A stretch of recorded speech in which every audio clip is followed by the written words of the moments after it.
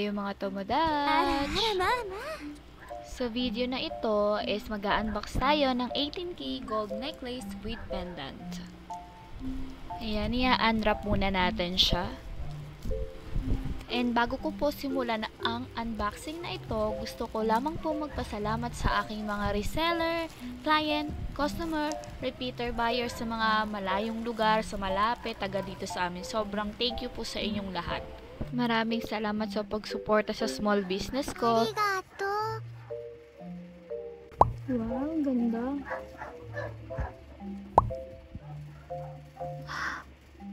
Super cute. Anyways mga tomodachi, ito is 18K gold lightweight. Yes, lightweight po siya. Yan, bili na kayo sa akin mga tomodachi, mura lang to. Nakakuha ko lang sa aking supplier kasi wala akong on hand for today's. Ganda niya. Oh. Itong chain na to is Figaro chain.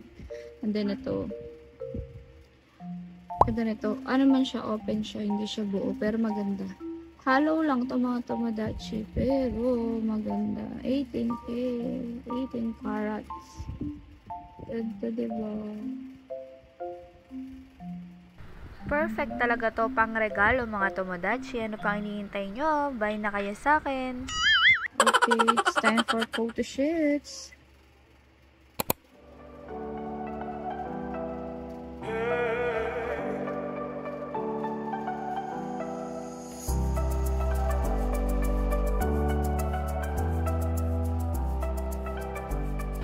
May we know? Dahil naman sa taas ng presyo ng ginto at hindi na ma-afford nating mga buyers, nating mga investors and jewelry enthusiasts and collectors, kaya naman nauso ang lightweight, hollow o ampaw na tinatawag. Ang lightweight ay mga solid na pieces pero commonly maninipis, maliliit, simple ang design at commonly below 2 grams ang bigat kaya mura.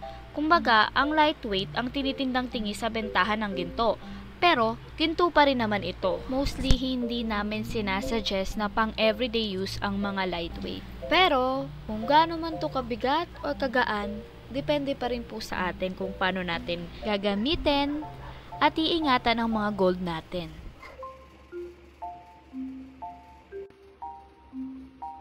Yan, napakaganda niya. Oh. Dia cut heart with figure chain. So pretty. Ganda niya. Ito yung hollow chain na bet ko. Na maganda talaga. Pati yung Japan style na lightweight lang. Hollow chain to. Na lightweight chain. Itong figure chain tsaka yung Japan style na chain. Yung lightweight. Ito yung magaganda. Pwedeng pang everyday use. For the video ang tomodachi nyo kasi this is also a proof na okay yung item, na all goods yung gold bago natin ibigay kay receiver or kay buyer.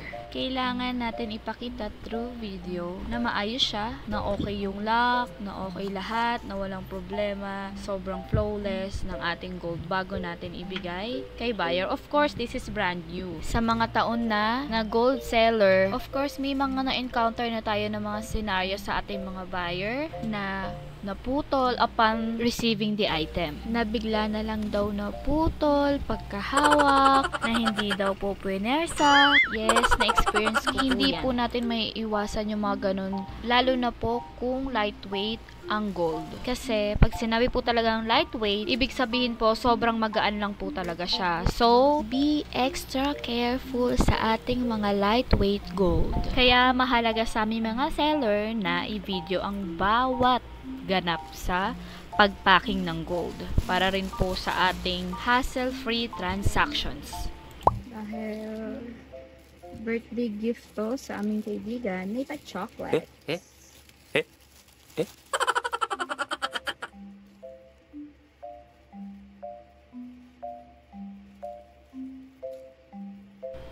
Ano mams, di mapakali kung anong gagawin, oy? Para safe. Hindi tayo matipid sa bubble wrap.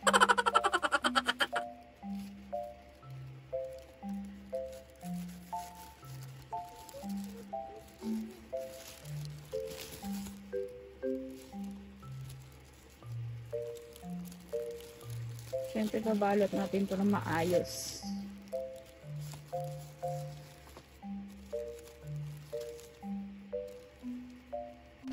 Otanjobi omedetou gozaimasu! Deliver natin siya sa Lala Move. So, naka-sealed siya dito. Ayan. Itong paper bag, tsaka ito. Plastic bag pala. So, balik ito. Malapit lang naman. Ayan. Sealed natin siya ng very light. Ano siya ng ganyan. Then, di ba nakikita nyo pa ganyan siya. And, isusuot ko siya ng paganito naman. So, mangyayari paganito siya. Ano yan, ma'ams? Pag ganyan, pag ganito? Makikita nyo. Ayun. Dito yung hawakan niya sa kabila, diba? Ito panibagong plastic bag naman. Siyempre, papakita ko to doon sa pagde-deliveran para alam niya yung pattern na ginawa ko. Para in case, matik, nagalaw to ng kusina na. Bago niya ma-receive. Kailangan nating i-video para alam ng tatanggap na safe yung item niya. At kung hindi, may kumuwang iba or may gumalaw na iba. Mini-video ko to, then isasend ko to sa magre-receive. Yan, ayusin ko lang. And ayan mga Tomodachi, ready to deliver na.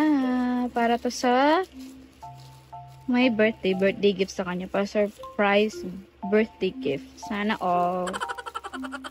Alright. Please keep on watching. And bago ko tapusin ang video na ito, gusto ko po lamang magpasalamat dahil 1K subscriber na tayo! Yay! Omedetou, Mei-chan! After so many years, 1K subscriber na tayo! Yay! Ara, mama!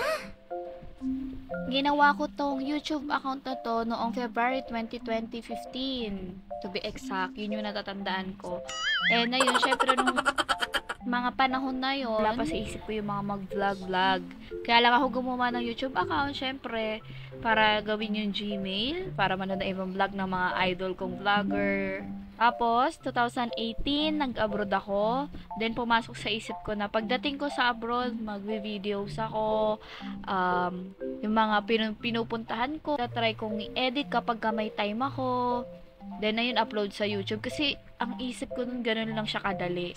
Pero, you know, hindi ganun talaga kadali. Kasi, yung oras ko doon, and then yung culture shock ko doon, and then yung routine ko, iba talaga compare dito sa Pilipinas. Siyempre doon, first time kong maging OFW. So, independent. Tapos, time management, of course, talagang may ganun. Hindi talaga dumating sa point na kahit day off ko, mag-e-edit ako. Kasi pag day off ko talaga, it's either igagala ko na lang or itutulog. And then, ayan, umuwi ako ng Pilipinas kasi ang isip ko noon, pag uwi ko ng Pilipinas, edit ko na siya sa Pilipinas. And then, pag uwi ko naman ng Pilipinas, oh my God, mga Tomodachi, nag-work ako. So, nawalan na naman ako ng time. Hanggang sa nag-abroad ako 2019, hanggang sa dumating na yung pandemic, hanggang sa hindi na ako nakakapag-edit ng YouTube vlog. 2019, ang dami ko rin gala noon, ang daming mga videos na hindi ko rin na-upload sa Facebook, hindi ko rin na-upload sa YouTube, walang edit. That time, I'm so lost eh. Although OFW ako, I have monies, I have my salaries to provide for my family, pero I'm feeling so lost. Kaya parang ayoko muna. I-set aside ko muna tong gusto kong gawin, which is yung pag-YouTube. Matagal ko na tong gustong gawin, yung pag-YouTube.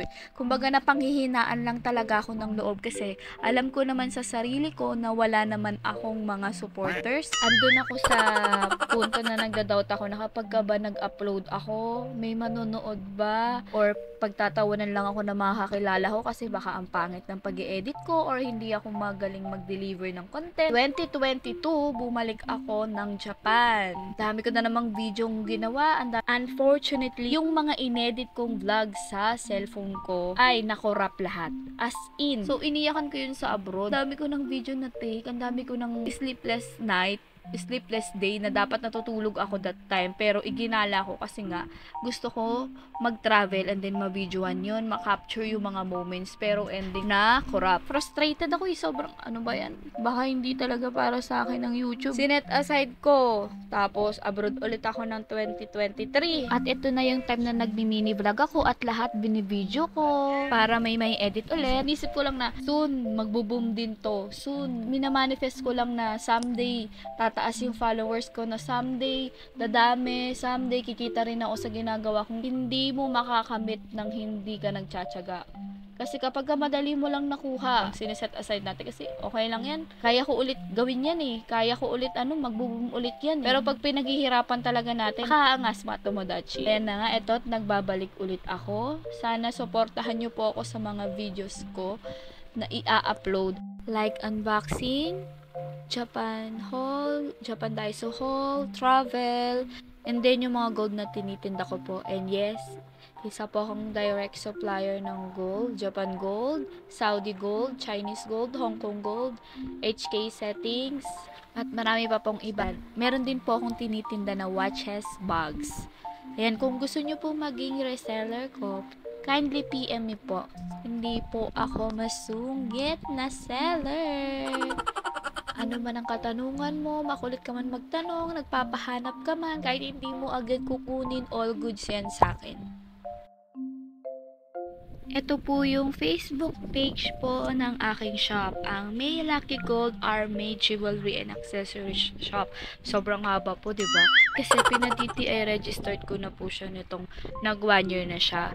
Kasi last year lang ako nag-start sa pagtitinda ng gold. Ayan po yung name na na-approve po ni DTI. And then, itong pinaka-FB page ko po na to is 2015 pa po. Kasi doon ako nag-start maging online shop seller. So, if you want to be my reseller, PM me now. Yoroshiku onegai shimasu. Ja, mata ne minasan.